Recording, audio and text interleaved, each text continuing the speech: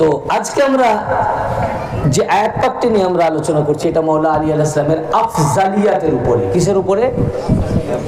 আফজালিয়াত মানে শ্রেষ্ঠত্ব। এই আয়াতটির নামই হচ্ছে আয়াতে খায়রুল বারিয়া। আয়াতে খায়রুল বারিয়া মানে সৃষ্টির শ্রেষ্ঠত্বের আয়াত। কাকে? এই আয়াতটাকে সৃষ্টির শ্রেষ্ঠত্ব দান করা হয়েছে। এটি একটি কোরআন, সূরা আল বায়নার 7 নম্বর আয়াত। আল্লাহ পাক ইরশাদ ফরমাচ্ছেন, ইন্নাল্লাযীনা আমানু ওয়া আমিলুস সালিহাতি উলাইকা হুম খায়রুল বারিয়া। এর সরাসরি ট্রান্সলেশন হলো যে নিশ্চয়ই যারা ঈমান এনেছেন এবং সৎকর্ম সমূহ করেছেন তারাই হলেন সৃষ্টির শ্রেষ্ঠ। এখন প্রত্যেকটা, আমি গতকালকেও বলেছি, প্রত্যেকটা আয়াতে পাক অবতীর্ণ হওয়ার পিছনে একটা প্রেক্ষাপট থাকে। কি থাকে? প্রেক্ষাপট। এমনি এমনি আয়াতে পাক আসে না। এবং প্রেক্ষাপট, যে প্রেক্ষাপটে আয়াতটি নাজিল হয়েছে তাকে বলা হয় শানে নুজুল। এই আয়াতের একটি শানে নুজুল আছে, কি কারণে আয়াতটি এসছে।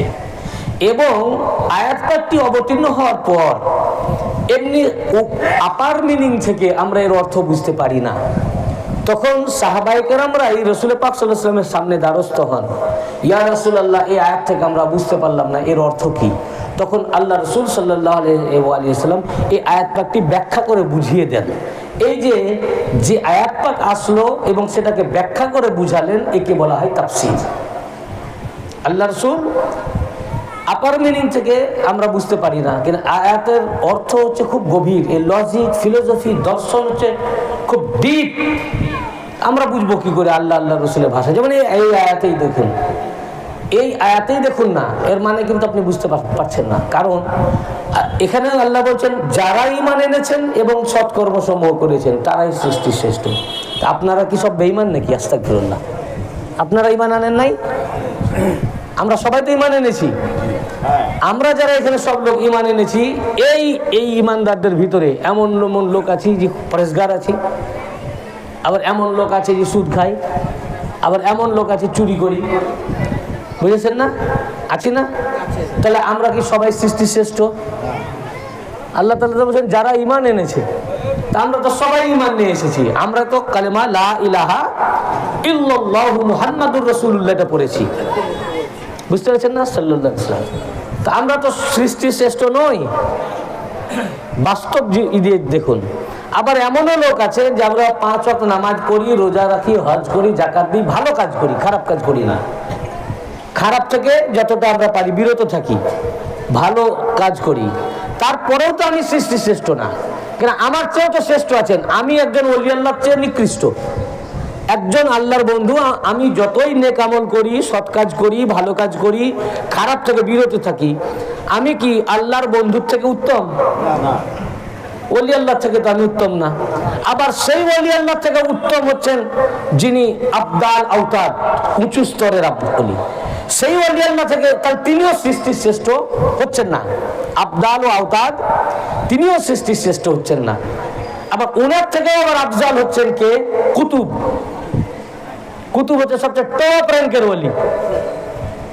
তাহলে সবচেয়ে টপ র্যাঙ্কের ওলি, তাহলে তিনি শ্রেষ্ঠ, কিন্তু তিনিও শ্রেষ্ঠ না। কেন? সব কুতুবদের মধ্যে আবার শ্রেষ্ঠ মোস্ট অফ দা সিনিয়র যিনি, অর্থাৎ যিনি গস, তিনি আরো উঁচা। আহলে বাইত পাক, তো আহলে বাইত যারা, তাদের থেকে তো আমরা উঁচা না। নবী পরিবার, তাদের থেকে কি আমরা উত্তম? না। তা আমরা তো সবাই ঈমান এনেছি, কিন্তু নবী পরিবারের থেকে আমরা উত্তম না। যারা আল্লাহ রাসূল সাল্লাল্লাহু আলাইহি ওয়াসাল্লামের সোহবত এখতিয়ার করেছেন, ওনাকে দেখেছেন, ওনার খেদমত পাক করেছেন, এবং ঈমানের হালাতে মৃত্যু হয়েছে, পরবর্তীকালে রাসূল পাকের বেসালে হকের পরেও তারা নিজেদেরকে আহলে বাইত পাকের গোলামিতে নিমজ্জিত রেখেছেন, তারা সাহাবী। এনারা কি? সাহাবী। তো যারা আল্লাহ রাসূলকে দেখেছেন তারা আর আমরা কি এক?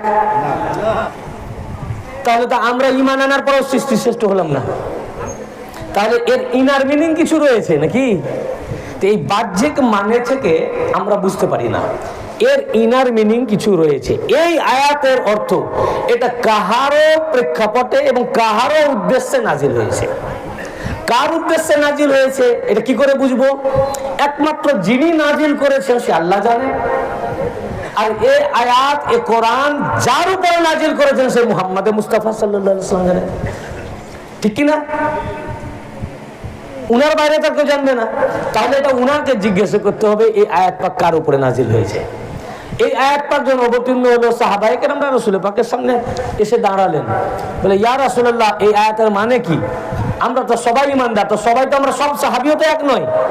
কোরআন পাকে আছে, হাদিস শরীফে আছে, সাহাবায়ে কেরামদের মধ্যেও তাবকা মানে র‍্যাঙ্ক রয়েছে, সাহাবীদের ভিতরেও র‍্যাঙ্ক রয়েছে এবং সাহাবীদের মধ্যে 10টা তাবকা রয়েছে। কটা? 10টা র‍্যাঙ্ক রয়েছে সাহাবায়ে কেরামদের মধ্যে। তাহলে তো এক সাহাবা অপেক্ষা আরেক সাহাবা উত্তম, সেই সাহাবা অপেক্ষা আরেক সাহাবার আরেকটা র‍্যাঙ্কে যিনি উনি উত্তম। তাহলে যিনি নিচু স্তরের সে তো সৃষ্টির শ্রেষ্ঠ হলেন না। সৃষ্টির শ্রেষ্ঠ এটা সুপারলেটিভ ডিগ্রি, সবচেয়ে শ্রেষ্ঠ, সবচেয়ে উঁচা, উত্তম। এই জন্য সাহাবায়ে কেরামগণ রাসূল পাকের সামনে এসে জিজ্ঞাসা করলেন যে এই আয়াতের মানে কি? এটা আল্লাহ পাক কাকে উদ্দেশ্য করে নাজিল করেছেন? এই আয়াত পাকের আগে শানে নুজুল আপনাদের শোনাই যে কিসের প্রেক্ষাপটে কখন এই আয়াত পাক আল্লাহ নাজিল করেছিলেন। এই আয়াতের তাফসিরে হযরত আহলে সুন্নাত ওয়াল জামাতের মহাবড় আলেম এবং পণ্ডিত এবং মুফাসসির এবং মুহাদ্দিস, তার নাম আল্লামা হাকিম হাসকানি নিশাপুরি সুন্নি, তিনি তার প্রণীত শাওয়াহিদুত তানজিল এই কিতাবে বিস্তারিতভাবে এর শানে নজুল বয়ান করেছেন এবং ভিন্ন ভিন্ন তরক এবং ভিন্ন ভিন্ন আলফাজের সাথে ইবনে হাজার আসকালানি, ইবনে হাজার মাক্কি আস-সাওয়াইকুল মুহরিকা কিতাবের মধ্যে, আল্লামা জালালউদ্দিন সুয়ুতি তাফসীরে দুররে মানসুরের মধ্যে, আল্লামা সাবলানজি তার নুরুল আবসারের 90 খণ্ডে, ইমাম তাবারি তার তাফসীর আত-তাবারির 30তম খণ্ডে এবং আল্লামা আলুসি রুহুল মাআনির 30তম খণ্ডে, ইনি হানাফি সুন্নি ইমাম আলুসি রুহুল মাআনির মধ্যে উল্লেখ করেছেন এবং ইমাম হাকিম হাসকানি নিশাপুরি তার শাওয়াহিদুত তানজিল কিতাবের 2য় খণ্ডের 362 পৃষ্ঠায় উল্লেখ করেছেন যে এই হাদিসে পাকের রাবি আনসার সাহাবী, রাসূল পাক সাল্লাল্লাহু আলাইহি ওয়াসাল্লামের জলিলুল কদর সাহাবী, তার নাম হযরত জাবের ইবনে আব্দুল্লাহ আল আনসারী রাদিয়াল্লাহু আনহু এই হাদিস riwayat করেছেন, এই তাফসীর riwayat করেছেন। তিনি বলেন আমরা সাহাবায়ে কেরামদের এক দল মুসলমানেরা কাবা শরীফের পাশে রাসূল পাকের সাথে বসেছিলাম। আল্লাহর রাসূলের সাথে কাবা শরীফের পাশে, ওটাকে এই বলে হারাম শরীফ, সেখানে আমরা কাবা শরীফের সামনে বসেছিলাম। এমন সময় দূর থেকে হযরত আলীকে আসতে দেখা গেল। কাকে? হযরত আলীকে আসতে দেখা গেল। হযরত জাবের ইবনে আব্দুল্লাহ আল আনসারী রাদিয়াল্লাহু আনহু বলছেন যে আমার সামনে, আমি মজলিসে ছিলাম, উনি নিজে বয়ান করছেন, আমি মজলিসে ছিলাম, রাসূল পাকের সাথে আমরা সব সাহাবায়ে কেরাম বসা ছিলাম কাবা শরীফে, সামনে কাবা। দূর থেকে যখন মওলা আলীকে দেখা গেল এবং মওলা আলী যখন আসতেছেন এই মজলিসের দিকে, রাসূল পাকের এই যে জামাতের দিকে, আল্লাহর রাসূলের চোখ যখন মওলা আলীর দিকে পড়ল, উনি আসতেছেন, এখন পৌঁছান নাই, দেখছেন আলী আসছেন, যেই চোখ মওলা আলীর দিকে পড়লো, আল্লাহ রাসূল সাহাবায়ে কেরামদেরকে বলে উঠলেন, কদ আতাকুম আখি সুম্মা ইলতাফাতা ইলাল কাবা ফাকালা ওয়া রাব্বি হাযিহিল বুনিয়া ইন্না হাযা ওয়া শিআতুহু হুমুল ফাইজুনা ইয়াওমাল কিয়ামা। আল্লাহ রাসূল বললেন, দেখো দেখো, অতি সত্বর আমার ভাই আসিতেছেন। কি বললেন? অতি সত্বর আমার ভাই আসিতেছেন। অতঃপর কাবা শরীফের দিকে আল্লাহ রাসূল মুখ করলেন, চেহারা ঘুরালেন এবং কাবা শরীফের দিকে মুখ করে বলেন, ফাকাল ওয়া রাব্বি হাযিহিল বুনিয়া, এই কাবা শরীফের সৃষ্টিকর্তা আল্লাহ রাব্বুল ইজ্জাতের কসম। কে বলছেন? আল্লাহ রাসূল। এই কাবা শরীফের সৃষ্টিকর্তা আল্লাহ রাব্বুল ইজ্জাতের কসম, ইন্না হাযা ওয়া শিআতুহু হুমুল ফাইজুনা ইয়াওমাল কিয়ামা, জেনে রাখো নিঃসন্দেহে ইনি আলী এবং আলীর অনুসারীরাই কিয়ামতের দিনে সফলকাম হবে।